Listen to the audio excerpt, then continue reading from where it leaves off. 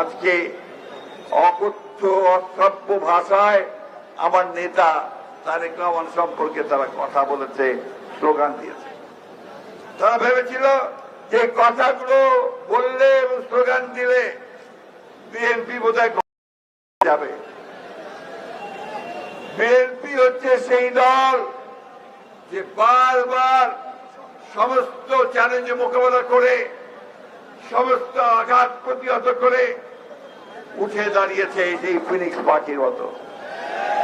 BNP হচ্ছে সেই দল, যেই দলের প্রতিষ্ঠাতা, স্বাধীনতার ঘোষক শহীদ প্রেসিডেন্ট জিয়াউর রহমান শাহাদাতের পরে আবারও দেশনেত্রী বেগম খালেদা জিয়ার নেতৃত্বে উঠে দাঁড়িয়েছে। বন্ধুগণ, সংস্কারের কথা বলে, সংস্কার তো শুরুই করেছে বিএনপি।